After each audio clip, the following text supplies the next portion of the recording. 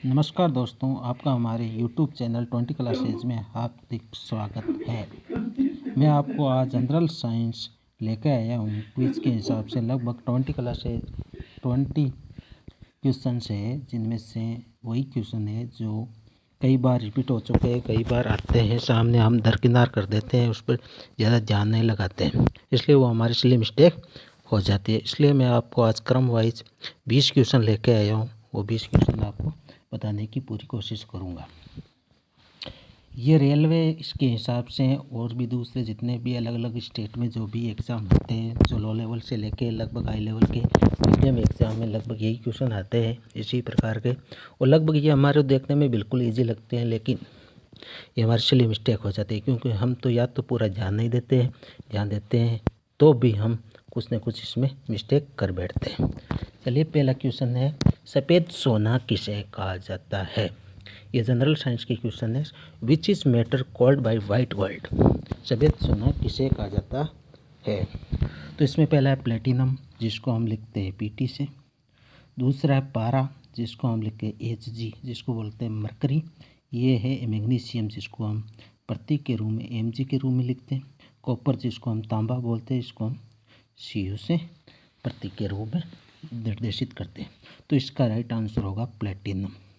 Platinum को हम white gold कहते हैं, जिसे हम सफ़ेद सोना कहते हैं। हो गया क्लियर। और ये कॉपर तो बिल्कुल ही गलत है, मैग्नीशियम भी नहीं है और ये भी नहीं है। दूसरा क्वेश्चन देखते हैं, हम आगे बढ़ते हैं। दूसरा है, धातु में से सबसे भारी धातु कौन सी? Which is metal which very heavy? सब धातु में सबसे भारी धातु कौन सी है? तो इसमें पहला है ओस्मियम, जिसको हम प्रतीक के रूप में OS लिखते हैं। ये है पारा, वही Hg, जिसको मरकरी बोलते हैं। Hydrogen H2, copper Cu। तो इसमें राइट आंसर क्या होगा? ओस्मियम होगा। ये सबसे हेवी मेटल है, हेवी मेटल है। ठीक है ना दोस्तों, अब आगे हम बढ़ते हैं तीसरे क्वेश्चन में। तीसरा क्वेश्चन आ रहा है, ये कई बार पूछा हुआ है, इंपॉर्टेंट क्वेश्चन है ये तीसरा, कि निशान लगाने वाली स्याही बनाने में किसका प्रयोग किया जाता है? जो हम मतदाता केंद्र पर जाते हैं तो हमारे नाखून के ऊपर जो थप्पा लगाया जाता है, उसमें किसका पदार्थ का प्रयोग किया जाता है? पहला सिल्वर आयोडाइड, दूसरा है सिल्वर नाइट्रेट, तीसरा सिल्वर आयोडाइड, चौथा है ब्रोमीन क्लोराइड। तो इसमें ब्रोमीन क्लोराइड बिल्कुल नहीं होगा, सिल्वर क्लोराइड भी नहीं होगा और सिल्वर आयोडाइड भी नहीं होगा। इसमें होगा सिल्वर नाइट्रेट। इसको हम प्रतीक के रूप में AgNO तरीके रूप में लिखते हैं। और सिल्वर आयोडाइड का प्रतीक है AgI।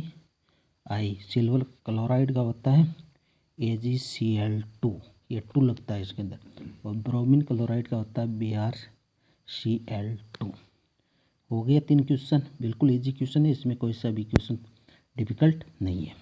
अब आता है क्विक सिल्वर। क्विक सिल्वर किसे कहा जाता है? इम्पोर्टेंट सवाल है, कई बार पूछा भी गया है, लगभग एग्जाम में ये क्वेश्चन देखने को मिलता है। क्विक सिल्वर, ब्रोमीन तो बिल्कुल भी नहीं होता। ब्रोमीन क्या होती है? ब्रोमीन द्रव अवस्था में अधातु तत्व होती है। क्लोरीन, ये भी नहीं है। फ्लोरीन, जिसको हम क्लोरीन को Cl से, फ्लोरीन को F से और पारा को हम लिखते हैं Hg से। तो इसका राइट आंसर होगा हमारे, क्या होगा राइट आंसर? इसका होगा पारा, जिसको हम Hg से लिखते हैं Hg। ये पारा इसका राइट आंसर होगा। और ये ब्रोमीन नहीं है, क्लोरीन भी नहीं है, फ्लोरीन भी नहीं है। इसका राइट आंसर है पारा। ठीक है, 4 क्वेश्चन हो गए, बिल्कुल इजी है, कोई डिफिकल्ट नहीं है इसमें। अगला क्वेश्चन है 5वां, लिथार्ज किसे कहा जाता है? लिथार्ज किसे कहा जाता है? पहला ऑप्शन है लिथियम, दूसरा लेड ऑक्साइड, तीसरा है लेड कार्बोनेट और चौथा है जिंक ऑक्साइड। तो लिथियम तो प्रतीक होता है Li, ये तो बिल्कुल भी नहीं है। लेड ऑक्साइड होता है LiOB, ये इसका आंसर है राइट। और लेड कार्बोनेट होता है LiBCO3, ये भी नहीं है। और zinc carbonate, zinc oxide ZnO, ये तो है भी नहीं। तो इसका राइट आंसर क्या हो जाएगा? इसका राइट आंसर हो जाएगा लेड ऑक्साइड। इसका राइट आंसर हो जाएगा B। C इसका नहीं होगा और ये भी नहीं होगा। मैं इसको काट के एक बार राइट चिन्ह लगा देता हूँ। लेड ऑक्साइड, ठीक है। आगे चलते हैं हम। रणनीति धातु किसे कहा जाता है? Gold which is metal is called. रणनीति धातु किसे कहा जाता है? तो इसमें पहला ऑप्शन है प्लेटिनम, दूसरा है टाइटेनियम, तीसरा मैग्नीशियम, चौथा है सिल्वर। तो सिल्वर का प्रतीक होता है Ag, मैग्नीशियम का होता है Mg। तो इसका राइट आंसर क्या हो जाएगा? Platinum, Pt। हो गए, ये तीनों ही गलत है। इसका राइट आंसर होगा प्लेटिनम। ओके, अगला चलते हैं। हॉर्न सिल्वर किसे कहा जाता है? Which is called horn silver. तो इसका आंसर हो जाएगा हमारे सिल्वर क्लोराइड। इसको प्रतीक क्या होता है सिल्वर क्लोराइड का? AgCl2, और कहीं कहीं इसको AgCl भी लिखा जाता है। ये दो प्रतीक के रूप में पाया जाता है। एक इसमें मात्रा ज़्यादा लिखी जाती है कभी कभी। तो इसका राइट आंसर क्या हो जाएगा? बी। इसका राइट आंसर हो जाएगा बी। सिल्वर ब्रोमाइड तो है ही भी नहीं। सिल्वर आयोडाइड तो ये कृत्रिम वर्षा वगैरह होगा तो होता है। सल्फर डाइऑक्साइड ये तो विषैली गैस होती है। इसका राइट आंसर हो जाएगा सिल्वर क्लोराइड। चलते हैं अगले इस क्वेश्चन के अंदर। अगला क्वेश्चन है, तांबे की मात्रा अधिक हो जाने पर कौन सा रोग हो जाता है?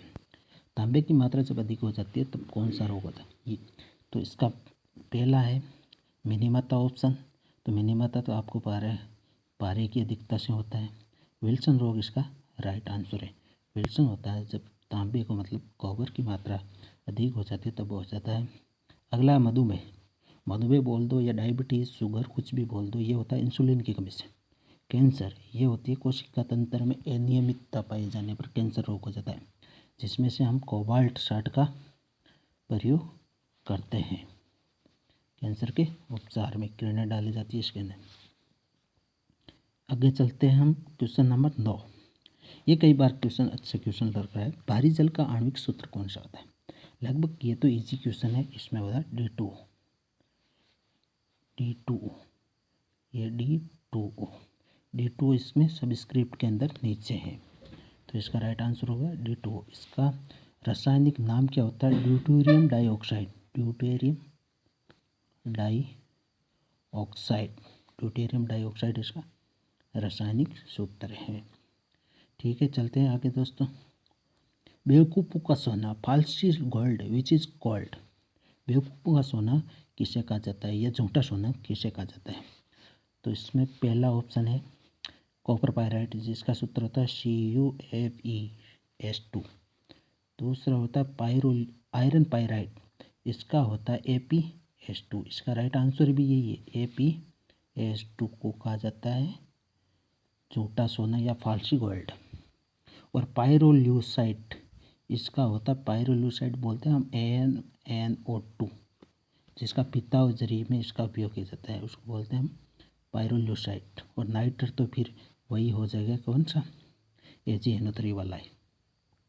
चलते आगे क्वेश्चन नंबर 11। जल की स्थायी कठोरता दूर करने के लिए किस पदार्थ का उपयोग किया जाता है? जल की स्थायी कठोरता। जल में दो प्रकार की कठोरताएं पाई जाती है, स्थायी अस्थायी हो जाती है। इसमें अलग अलग ये कठोरता होती किसके कारण है? सबसे इम्पोर्टेंट यही बात है कि इस कठोरता होती है, ये होती है कैल्शियम व मैग्नीशियम के इसमें आयन पाए जाते हैं, जिसके कारण इसमें अस्थायी और स्थायी कठोरता होती है। तो इसमें बेकिंग सोडा तो बिल्कुल गलत हो गया, ये तो है ही नहीं। बेकिंग सोडा तो सोडियम बाइकार्बोनेट को बोलते हैं, जो हम खाने में यूज़ करते हैं। इसका तो कोई लॉजिक भी नहीं है इसके अंदर। चूना ये CaO होता है, इसका भी नहीं। ये तो हमारे काम बिल्कुल घरों में आता है। ब्लीचिंग पाउडर होता है जो हम एसिडिटी वगैरह में काम में यूज़ लेते हैं, ये भी नहीं है। तो इसका होगा वाशिंग सोडा। वाशिंग सोडा बोल दे तो ये सर्फ बोल दो। इसका उपयोग हम जल की कठोरता दूर करने में किया जाता है। स्थायी कठोरता दूर करने में वाशिंग सोडा का प्रयोग किया जाता है।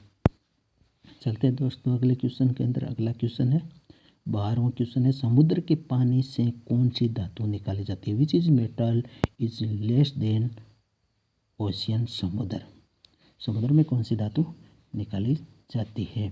तो पोटेशियम तो बिल्कुल गलत है। पोटेशियम का प्रतीक याद रखना क्या होता है?